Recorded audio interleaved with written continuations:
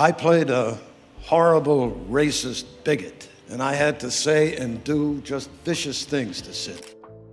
In 2008, Richard Widmark died at 93, and Hollywood thought that was the end of the story. They were wrong. His daughter married baseball legend Sandy Koufax. His second wife was Henry Fonda's ex. But the most shocking twist? It happened in the final months of his life, and until now, no one knew the real story. Richard Widmark was born on December 26, 1914, in Sunrise Township, Minnesota. His father, Carl Henry Widmark, was a traveling salesman with Swedish roots. His mother, Ethel May Barr, had English and Scottish ancestry. Their backgrounds gave him a mix of cultures, but his childhood was far from settled. His father's job kept the family moving from town to town across Illinois. They lived in places like Princeton and Henry, never staying too long in one place. Each move meant a new school, new people, and then leaving it all behind. It made him quiet and watchful. He learned to adapt, a skill that would shape his future in ways he didn't expect. Movies became his escape. At 4 years old, his grandmother took him to see his first film, and from that moment, he was hooked. By the time he was a teenager, horror films like Dracula and Frankenstein had left a deep impression on him. Boris Karloff's performance as Frankenstein's monster stuck with him. The way a single actor could control an audience's emotions fascinated him. He didn't know it yet, but that fascination was the first step toward his future. In school, he stood out. He attended Princeton High School in Illinois, where he excelled academically and discovered a talent for public speaking. After graduating in 1932, he enrolled at Lake Forest College with plans to become a lawyer. Acting wasn't even on his radar, but that changed when he was cast as the lead in Counselor at Law. The experience was unlike anything he had felt before. The stage felt natural. The thrill of performing stayed with him long after the play was over. His focus shifted. By 1936, he had earned a degree in speech, then stayed on at Lake Forest as an assistant director of speech and drama. Success didn't come right away. Talent wasn't enough. He needed determination, and fortunately, he had plenty of it. The constant moving as a child had built resilience in him, and he refused to give up. In 1938, he took a risk and moved to New York City. Radio became his entry point. He started with dramas like Aunt Jenny's Real-Life Stories, where his voice carried tension and emotion. His first major role came in 1938 on Aunt Jenny's Real-Life Stories, a popular 15-minute soap opera. His voice stood out immediately. It was strong, smooth, and full of emotion, making him a natural for radio. By the early 1940s, he was one of the busiest voices in the industry, appearing on multiple shows each day. He played a tough-talking reporter in Front Page Farrell, took on mysterious roles in The Shadow and Inner Sanctum Mysteries, and kept audiences hooked with thrilling performances in suspense. His ability to bring characters to life without ever being seen made him a top name in the business. At a time when most people struggled to make ends meet, Widmark was earning $100,000 a year, a fortune during the Great Depression. While his radio career thrived, the world was at war. Widmark wanted to serve but was rejected due to a perforated eardrum.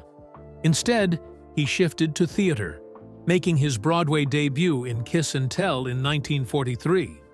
The play, a comedy directed by George Abbott and written by F. Hugh Herbert, opened at the Biltmore Theater on March 17th and became a huge hit.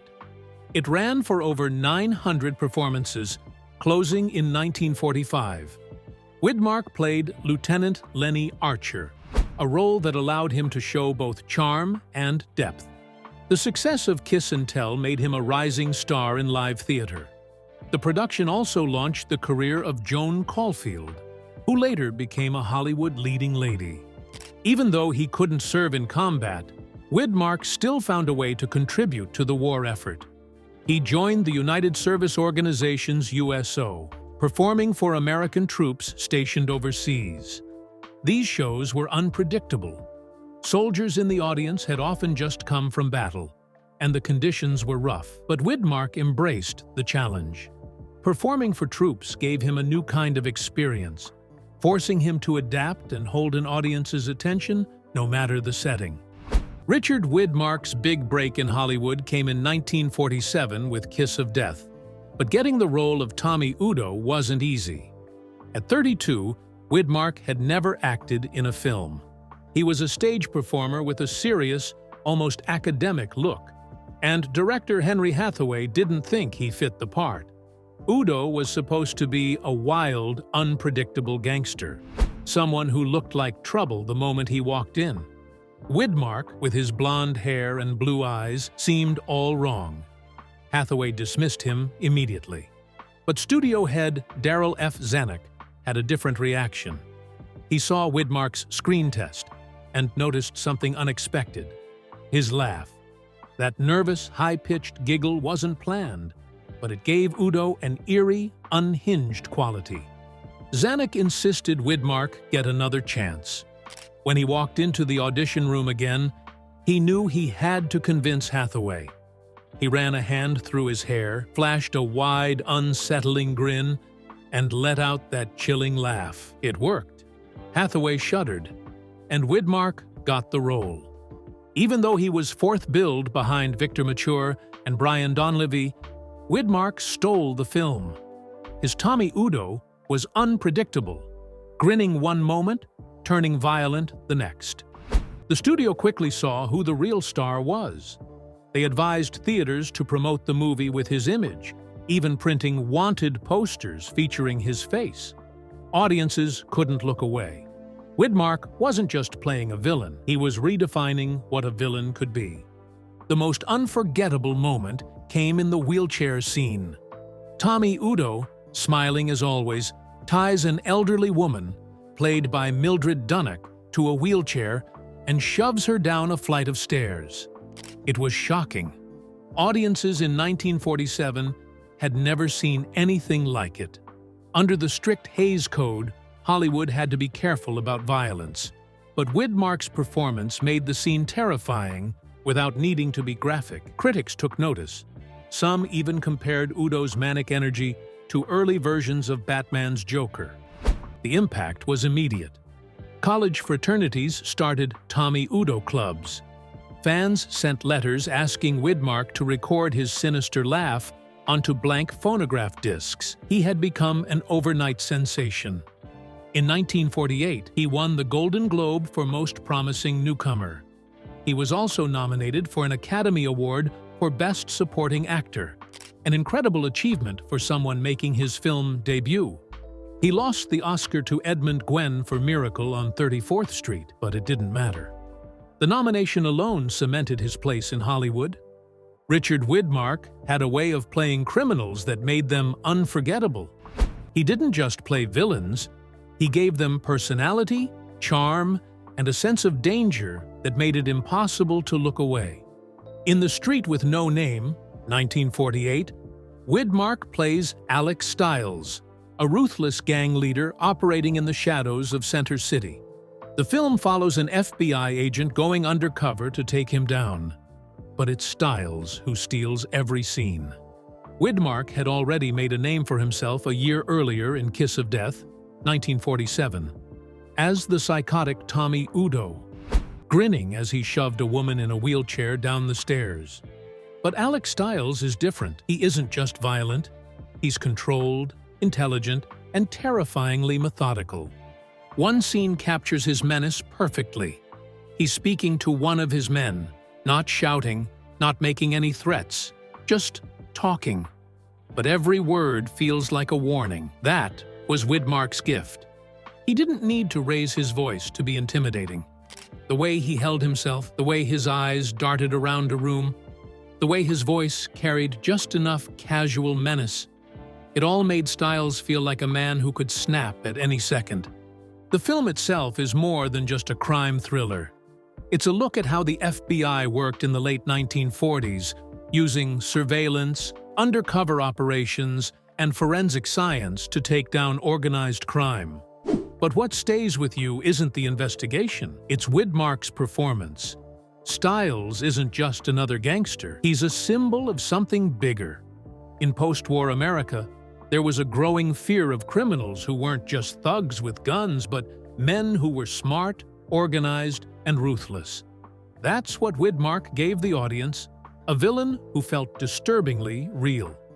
2 years later, he played a very different kind of character in Night and the City, 1950. Harry Fabian is nothing like Alex Stiles.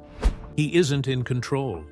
He's desperate, constantly chasing a dream that always seems just out of reach. He's a hustler, a man with big ideas but no real way to make them work. The film, directed by Jules Dassin, takes place in London's criminal underworld, where Fabian tries to set up his own wrestling business. But from the start, he's doomed. He's in over his head, making promises he can't keep, and getting involved with people who are far more dangerous than he realizes. Widmark plays Fabian with a frantic energy. He talks fast, moves fast, and always seems like he's on the verge of losing everything. There's one scene where he's pitching his latest scheme, talking so quickly that he almost stumbles over his own words. You can see the excitement in his face, but there's also fear. He knows he's running out of time. Dassin's direction makes Fabian's world feel like a trap. London's streets are narrow and winding. The shadows feel like they're closing in, and there's a constant sense that Fabian is being watched. The film builds to one of the most intense chase scenes in noir history. Fabian runs through the city, trying to escape his fate, but there's nowhere to go. He isn't just being hunted by gangsters, he's being hunted by his own mistakes. At the time, critics didn't quite know what to make of Night and the City. But over the years, it has been recognized as one of the greatest noir films ever made. Widmark's performance is one of the reasons why. He makes Fabian feel real. You don't just watch him. You feel his desperation. You hope, against all logic, that maybe this time he'll catch a break, even though you know he won't. By 1953, Widmark had already established himself as a noir icon, but Pickup on South Street took his career to another level. Directed by Samuel Fuller, the film throws him into the middle of Cold War paranoia. He plays Skip McCoy, a pickpocket who lifts a wallet from Gene Peters's character, Candy, on a crowded subway. He doesn't realize that the wallet contains microfilm meant for communist spies. Suddenly, he's caught between the government and enemy agents, both of whom want what he stole. Skip isn't a hero. He isn't interested in politics or patriotism. He's only looking out for himself.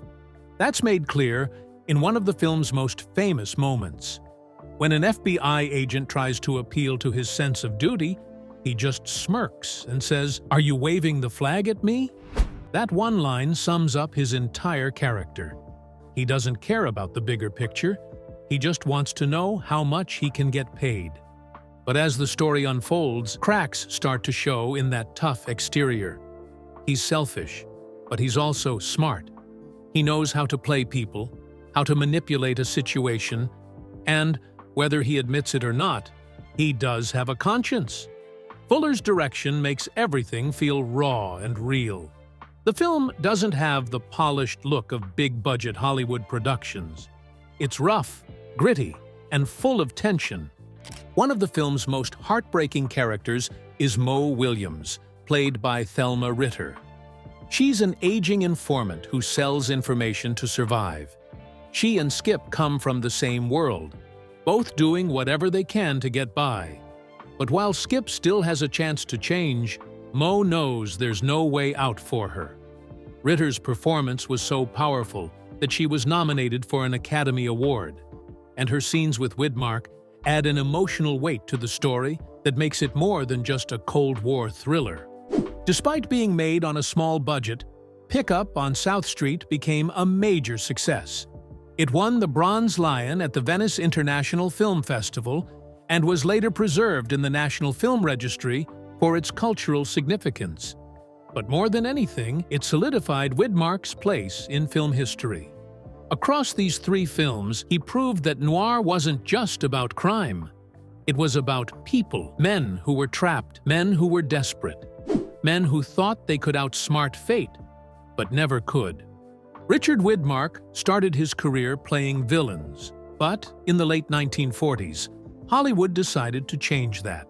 They knew he had the presence and intensity to be a leading man, so they set out to reshape his image. That shift started with Down to the Sea in Ships, 1949. In this film, Widmark played Dan Lunsford, the first mate on a whaling ship.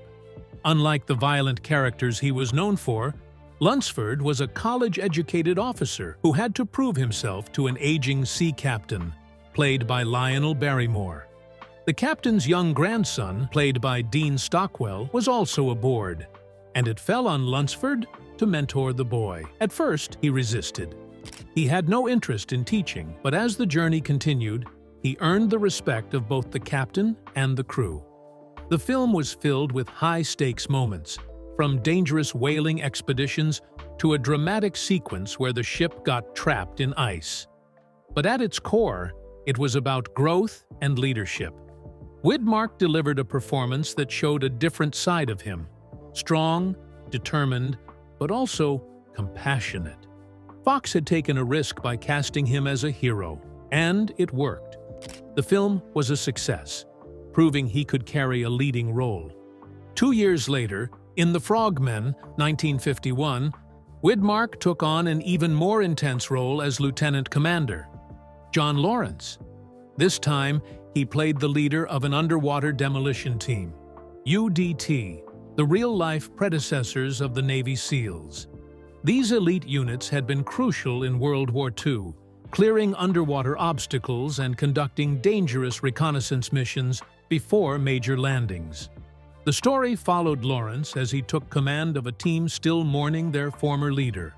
The men didn't trust him at first, but as the mission unfolded, he proved himself through sheer determination and tactical skill. The film was one of Hollywood's first serious portrayals of underwater combat, and the U.S. Navy worked closely with the production to ensure accuracy. The impact went beyond the screen. Many future Navy SEALs, including Richard Marcinko, the first commanding officer of SEAL Team 6, cited The Frogmen as their inspiration. The film was nominated for 2 Academy Awards, one for its cinematography and another for its screenplay. Widmark's performance gave the film weight, showing not just physical courage, but the pressure of leadership in life-or-death situations. That same year, Widmark took on another military role in Halls of Montezuma. This time, he played Marine Lieutenant Carl A. Anderson, a battle-hardened officer leading his platoon in a brutal campaign on a Pacific island. Unlike many war films of its time, Halls of Montezuma focused on the psychological toll of combat. Anderson suffered from debilitating migraines caused by stress, forcing him to rely on painkillers just to function. It was a rare and honest look at the mental and physical strain of war. His mission was clear: capture Japanese prisoners to gather intelligence on hidden rocket positions. But every step forward came at a cost. The platoon suffered heavy casualties, including Anderson's close friend Doc, played by Carl Malden. The film used real combat footage from World War II, adding a sense of realism that made the action feel raw and immediate. It wasn't just another war movie. It was used in Marine Corps recruitment efforts and helped raise money for veterans. Widmark's performance captured both the strength and vulnerability of a leader under immense pressure, making Anderson one of his most memorable roles. In Don't Bother to Knock, 1952, Widmark stepped away from war films and took on a different kind of tension. He played Jed Towers, an airline pilot staying at a New York hotel. There, he met Nell Forbes, played by Marilyn Monroe, a troubled babysitter whose mental instability turned the evening into a nightmare. At first, Towers was drawn to her, but as her erratic behavior became more dangerous, the story turned into a gripping psychological thriller. Monroe gave one of her most intense performances, and Widmark's grounded presence made the escalating tension feel even more real. Unlike his previous roles as a soldier or a leader, Towers was just an ordinary man caught in an unsettling situation. The film proved that Widmark could handle complex, suspenseful stories just as well as action-packed ones. Richard Widmark built a career playing intense and complex characters. He was especially memorable in westerns, where he brought depth to roles that could have been simple villains or heroes. One of his strongest performances came in Yellow Sky, 1948, a story about survival, greed, and redemption. Gregory Peck played James "Stretch" Dawson, the leader of a gang that robs a bank and escapes across the brutal Death Valley desert.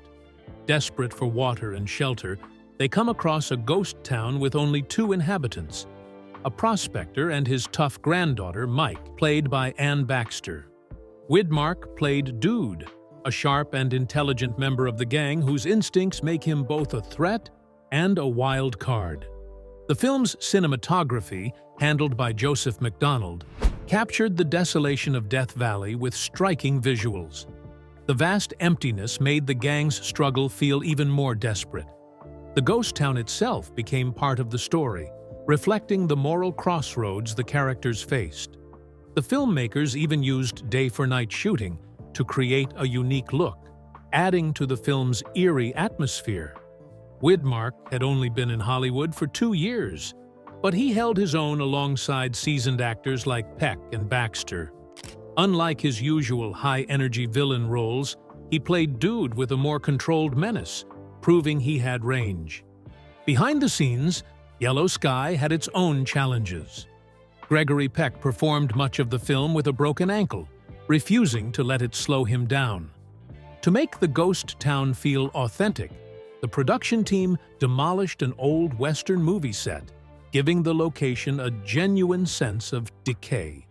The story itself had literary roots, loosely inspired by Shakespeare's The Tempest. It wasn't just another Western, it was a character-driven drama with rich themes. A decade later, Widmark starred in Warlock, 1959, a Western that explored law, morality, and redemption. He played Johnny Gannon, a former outlaw who tries to leave his past behind by becoming a deputy sheriff. The town of Warlock is overrun by violence, and in desperation, the citizens hire Clay Blaisdell, played by Henry Fonda, a legendary gunfighter known for his brutal methods. Widmark's character finds himself caught between 2 worlds. He understands the mindset of outlaws, but believes in upholding the law rather than enforcing justice through fear. This puts him in direct conflict with Blaisdell, who sees the law as weak and ineffective. The film also featured Anthony Quinn as Tom Morgan, Blaisdell's fiercely loyal but troubled companion. His presence added another layer of tension, making the story as much about shifting alliances as it was about gunfights. Shot in Utah's rugged landscapes, Warlock had a grand visual style that matched its complex storytelling. Rather than focusing on action, it examined what justice meant in a changing world. Widmark's performance stood out because of the quiet intensity he brought to Gannon, a man struggling with his past while trying to build a better future. Widmark's Western legacy continued with The Alamo, 1960, where he played Jim Bowie in John Wayne's epic retelling of the famous 1836 battle. Bowie was one of the key figures defending the Alamo alongside Davy Crockett, played by Wayne, and Colonel William Travis, played by Lawrence Harvey. Widmark's portrayal showed Bowie as a man torn between logic and honor. At first, he doubted whether the Alamo was worth defending, believing its location made it impossible to hold. But over time, he was won over by Travis's determination and Crockett's charisma, choosing to stay and fight despite knowing the odds were against them. The production of The Alamo was just as dramatic as the story itself. John Wayne originally planned to cast Widmark as Davy Crockett, while directing the film from behind the camera, but budget problems forced him to take the lead role himself. Widmark adjusted to playing Bowie and delivered a performance that balanced toughness with emotional depth.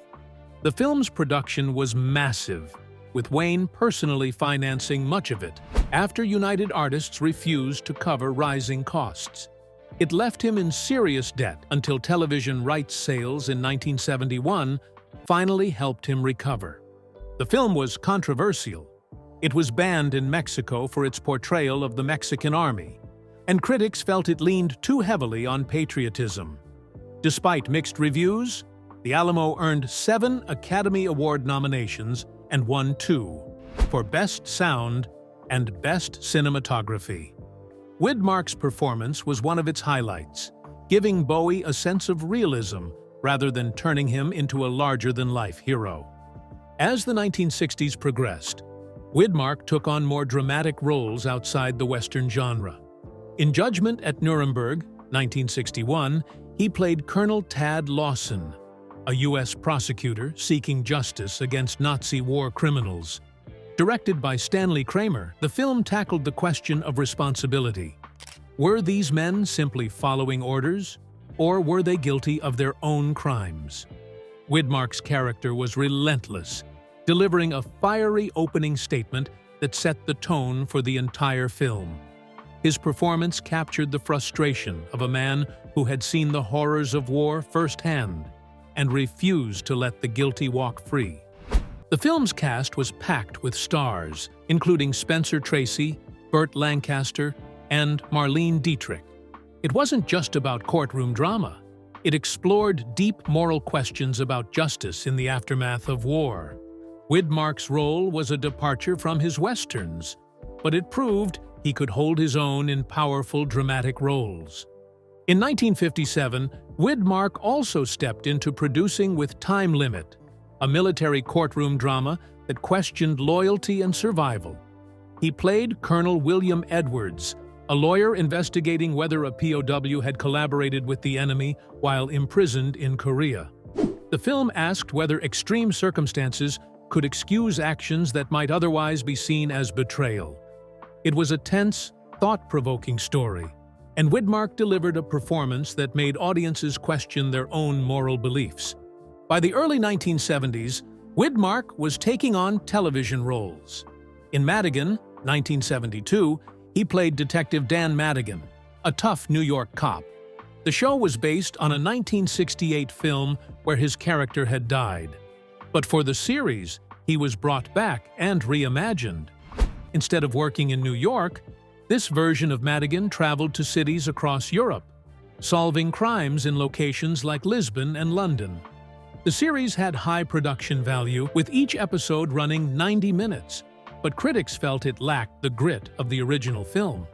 Despite finishing in the top 30 of Nielsen ratings, Madigan was canceled after 1 season. Still,